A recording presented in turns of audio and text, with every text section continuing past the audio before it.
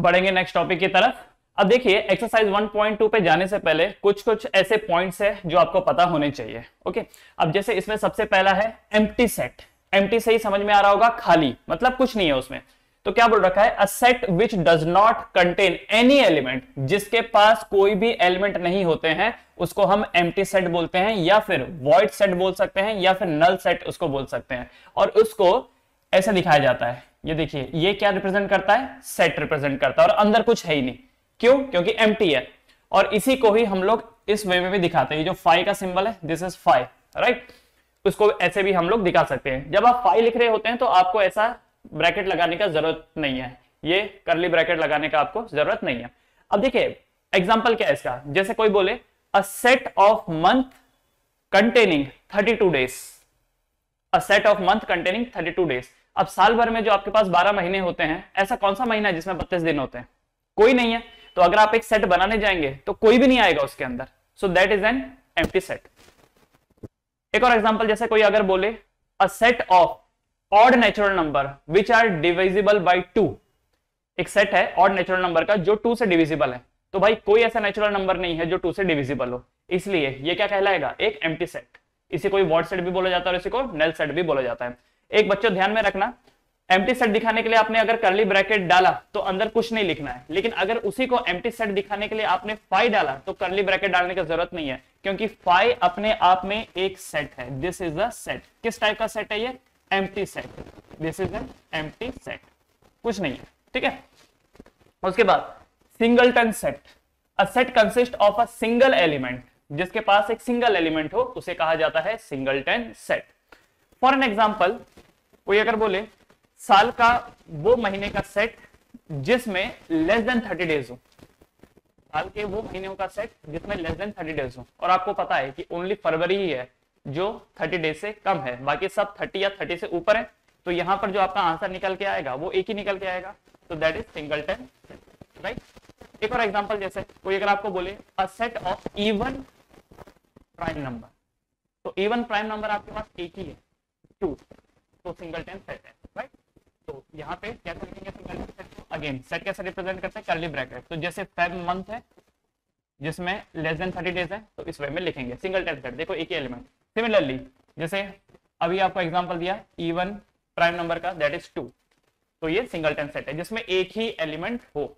उसके बाद finite and infinite set, नाम से समझ में आ रहा होगा। फाइनाइट, फाइनाइट का मतलब जो लिमिटेड है, और इनफाइनाइट का मतलब जो अनलिमिटेड है, जो चलते ही जा रहे हैं, राइट।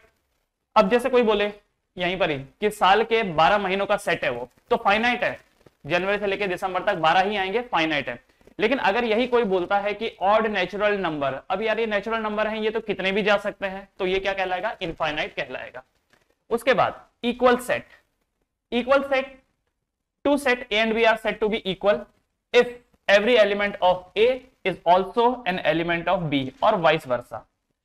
जो A के पास है वही B के पास होने चाहिए, और जो B के पास है वो A के पास होने चाहिए, तभी आप उनको इक्वल कहलाओगे, है ना, इक्वल कहोगे। अब जैसे देखो यहाँ पर सेट A है, मान लेते हैं सेट A के अंदर P Q R S है, और ये सेट B है, इसके अंदर भी P Q R S है।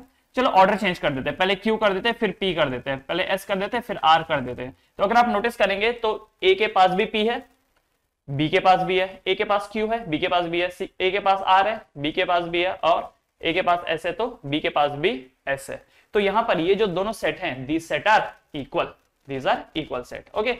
तो याद रखना इक्वल सेट में जो एलिमेंट A के पास है वही एलिमेंट B के पास भी होने चाहिए, क्लियर, ऑलराइट। उसके बाद इक्विवेलेंट सेट। इक्विवेलेंट सेट मतलब क्या? इक्विवेलेंट सेट मतलब two finite set A and B, oh ये B है, ठीक है। Two finite set A and B are said to be equal if the number of element are equal, that is n of A is equal to n of B। मतलब कि मान लेते हैं कि एक सेट है यहां पर A और उसके अंदर है P Q R S, और दूसरा सेट है B, उसके अंदर है suppose X Y Z and Q, मान लेते हैं ये उसके अंदर है, ठीक है।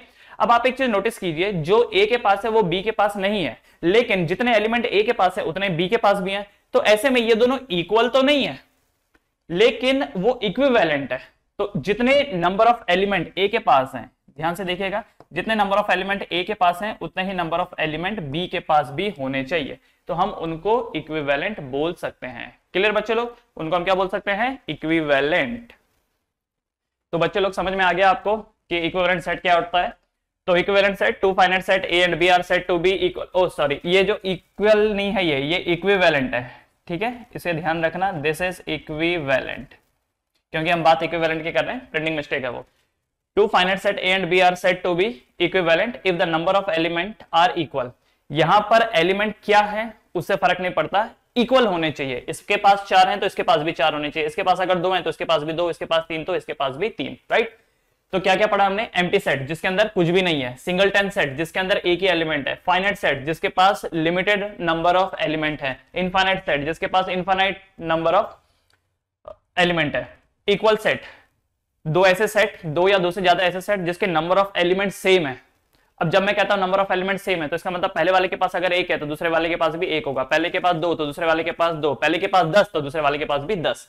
इक्विवेलेंट सेट जिसमें संख्या सेम होनी चाहिए, बाकी अंदर क्या है उससे फर्क नहीं पड़ता, राइट। अब आते हैं आप लोग की एक्सरसाइज 1.2 पे। आपसे बोला है which of the following are the example of null set. Null set का मतलब एम्प्टी सेट, और आपको मालूम है एम्प्टी सेट को कैसे दिखाते हैं, आइदर 5 से दिखाते हैं, आइदर करली ब्रैकेट और अंदर कुछ नहीं लिखेंगे। Set of odd natural number divisible by 2, अभी जैसे इसका एग्जांपल दिया था, odd natural number divisible by 2, तो ये क्या है, this is a null set, this is a null set, ठीक है। दूसरा, set of even prime number, क्या ये नल है, no, not a null set,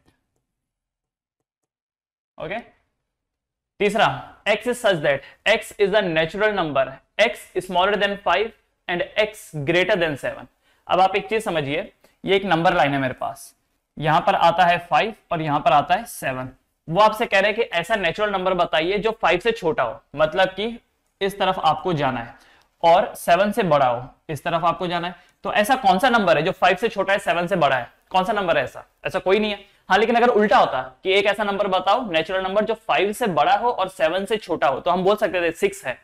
तो इस तरफ पॉसिबिलिटी है, लेकिन यहां से इस तरफ और वहां से उस तरफ, तो भाई ऐसा तो हो ही नहीं सकता ना, इसीलिए this is a null set, this is a null set, okay. y is such that y is a point common to any two parallel line। एक ऐसा पॉइंट है y जो दो पैरेलल लाइन के कॉमन है। अब देखिए ये दो पैरेलल लाइन है, अब पैरेलल लाइन ऐसी होती हैं जो कभी टच ही नहीं होती, अगर टच ही नहीं होंगी तो कॉमन पॉइंट आएगा कहां से? अब एक चीज देखिए, सपोज ये इन दोनों को देखिए, क्या इन दोनों लाइन में ये वाला पॉइंट कॉमन है? यस, क्यों? क्योंकि टच हो रही है। पैरेलल लाइन कभी टच नहीं होती तो कोई भी ऐसा पॉइंट नहीं हो सकता जो कॉमन हो, ठीक है। तो y is such that y is a point common to any two parallel line, तो भाई ये एक नल सेट है, this is a null set, ठीक है, this is a null set. उसके बाद question number 2, which of the following set are finite और इनफाइनाइट। इनमें से कौन सा सेट फाइनाइट है और कौन सा इनफाइनाइट है? The set of month of a year, this is finite, मालूम है ना 12 महीने ही होते हैं। 1 2 3 डैश डैश डैश चलता जा रहा है, इनफाइनाइट, इनफाइनाइट। 1 2 3 डैश डैश करके 99 100 पे आके रुक गया, इसीलिए finite. The set of positive integer greater than 100, ऐसे पॉजिटिव इंटीजर जो 100 से बड़े हैं, अब 100 से बड़े मतलब लाख करोड़ अरब तक जाएगा वो, तो infinite. The set of prime number less than 99, ऐसे प्राइम नंबर जो लेस देन 99 है, तो क्या ये फाइनाइट है? यस, फाइनाइट है, राइट, ओके। तो एक बार आंसर चेक कर लेते हैं। फर्स्ट वाला एम्प्टी सेट है, सेकंड वाला नॉन एम्प्टी है, तीसरा वाला एम्प्टी है, चौथा वाला एम्प्टी है, करेक्ट। क्वेश्चन नंबर 2 में the set of month of year finite है, दूसरा इनफाइनाइट, तीसरा फाइनाइट, चौथा इनफाइनाइट, पांचवा फाइनाइट, करेक्ट। बढ़ सकते हैं हम लोग आगे, आंसर को बिना चेक किए हुए आगे मत बढ़ना। चलो next question, state whether each of the following is a finite और इनफाइनाइट सेट। इनमें से कौन सा फाइनाइट है और कौन सा इनफाइनाइट है? The set of line which are parallel to X axis, अब ये हमारे पास एक्स एक्सिस है, तो ऐसी कितनी लाइन है जो एक्स एक्सिस के पैरेलल हो सकती हैं? 1 2 3 4 5 करके कितनी भी हो सकती हैं, ठीक है, कितनी भी लाइनें हो सकती हैं, है ना।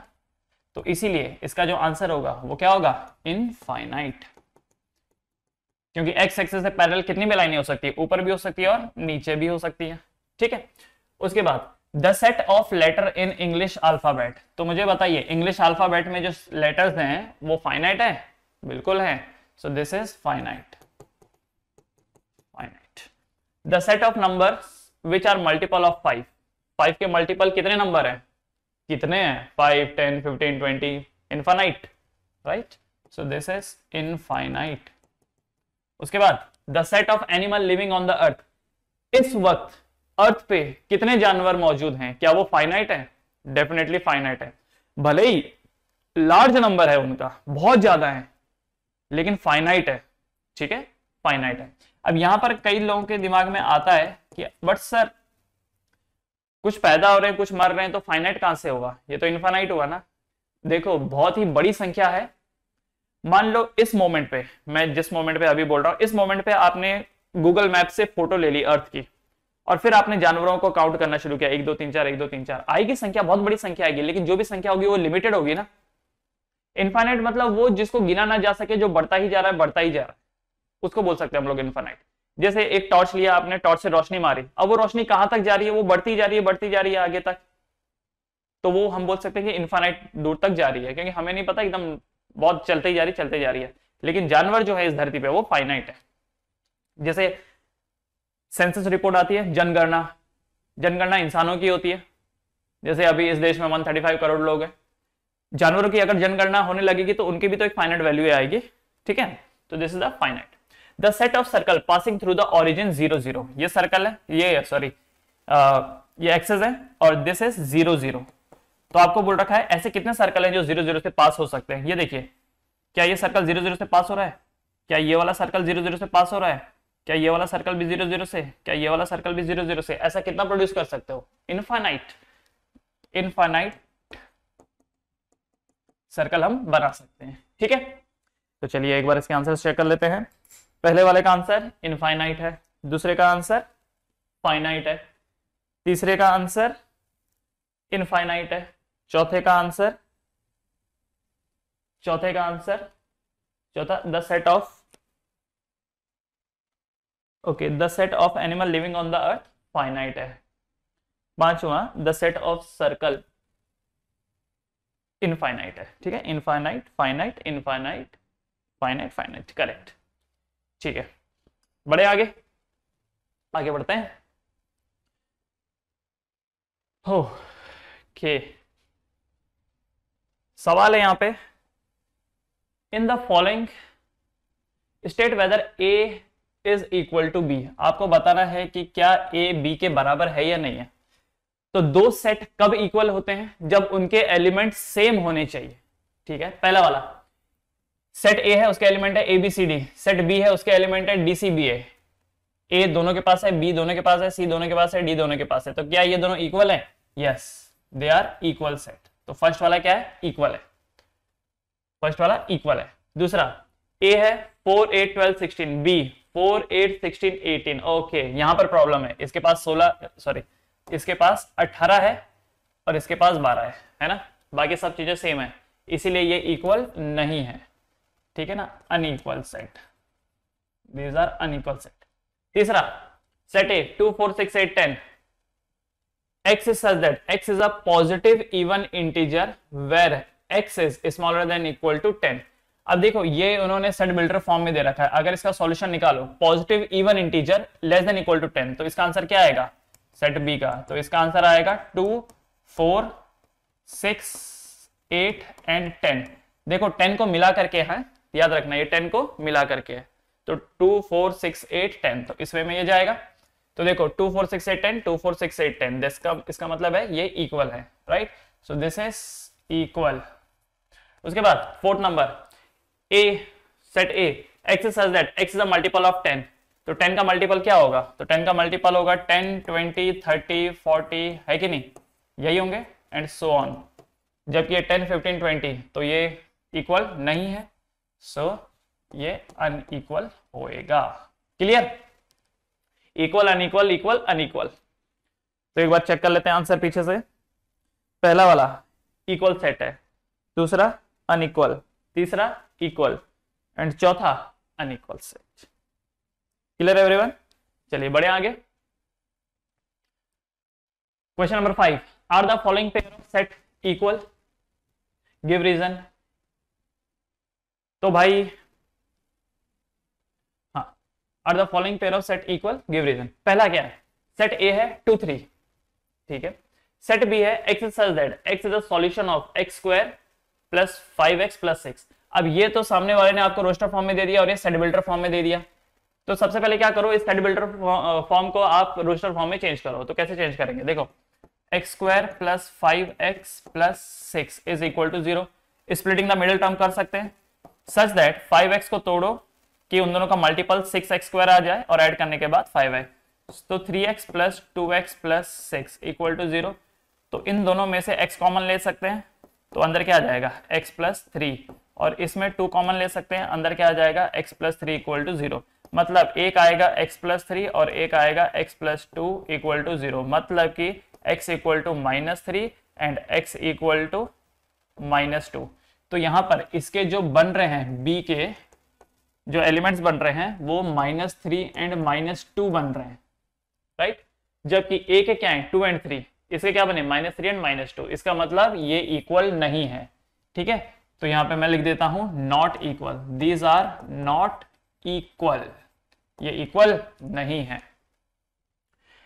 Second number A, x is such that, set A है, x is such that x is a letter in the word follow. तो भाई फॉलो में क्या आएगा? FOLW। याद रखना, रिपीटेड वालों को हम लोग कंसिडर नहीं करते हैं। और सेट बी क्या है?